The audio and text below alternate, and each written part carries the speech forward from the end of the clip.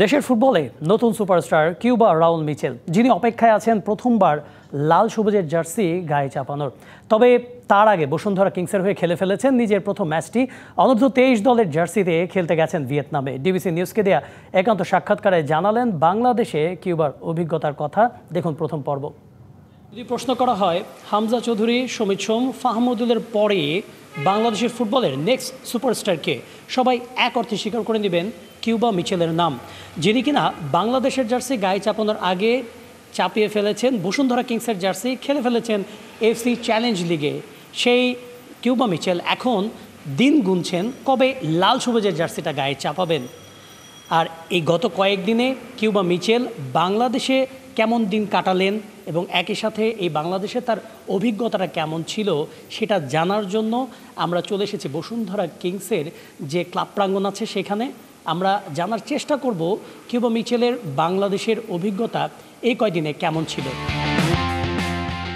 2005 সালের 24 নভেম্বর ইংল্যান্ডের বার্মিংহামে জন্ম নেন কিউবা মিচেল। বাবা জামাইকান হলেও মায়ের শেকড় বাংলাদেশের সিলেটে। বার্মিংহাম সিটি এফসি একাডেমি থেকে উঠে আসা কিউবা খেলেছেন সান্ডারল্যান্ডের যুব দলে, সেখান থেকে যোগ দিয়েছেন বাংলাদেশের ক্লাব বসুন্ধরা কিংসে। লাল সবুজের জার্সি জড়ানোর স্বপ্নে বিভোর কিউবা জানালেন বাংলাদেশে নিজের অভিজ্ঞতা। From Birmingham to Bashundhara. Natural ব্যাকটেরিয়ালাইসিসের সুরক্ষায় ফ্রেশ ও অ্যাক্টিভ সব সময়। এখন ধুলাবালি জীবাণু ঘাম ক্লিন বোল্ড রিমার্ক। একজন কিউবা রাউল মিচেলের জার্নিটা আসলে রূপকথার মতো। সেই যুক্তরাজ্য থেকে বাংলাদেশ, তার মধ্যে নিজের ক্লাবের হয়ে ইতিমধ্যে এশিয়ার মেজর একটা টুর্নামেন্টের একটা ম্যাচ খেলে ফেলা, বাংলাদেশে গত কয়েকদিনের অনুশীলন, যেই এক্সপিরিয়েন্সটা ছিল কিউবা মিচেলের সেটা আমরা জানার চেষ্টা করব তার কাছ থেকেই।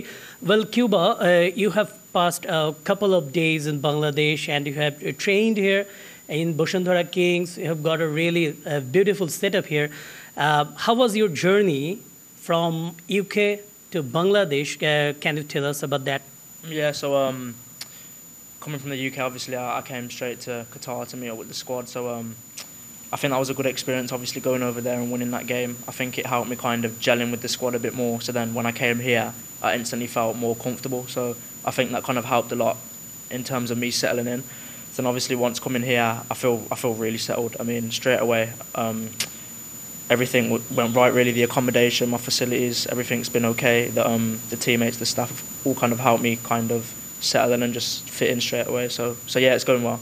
ঢাকায় পা রাখার পরই কিউবাকে স্বাগত জানায় ঢাকার ট্রাফিক জ্যাম। জনাকীর্ণ ব্যস্ত শহরের মানুষগুলোই যেন এখনো কিউবার কৌতূহলের কেন্দ্রে।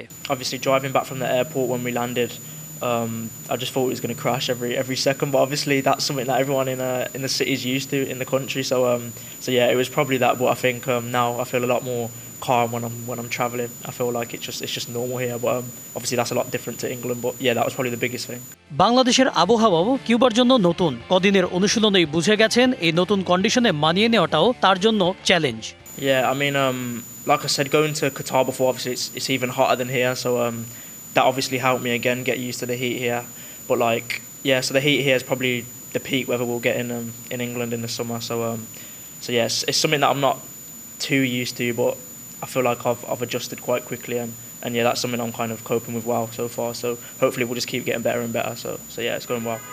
শুধু কন্ডিশন কিংবা পরিস্থিতি নয়, বাংলাদেশে গত কয়েকদিনে কিউবার এমন আরো অনেক অভিজ্ঞতা আছে, সেগুলোই থাকছে পরের পর্বে।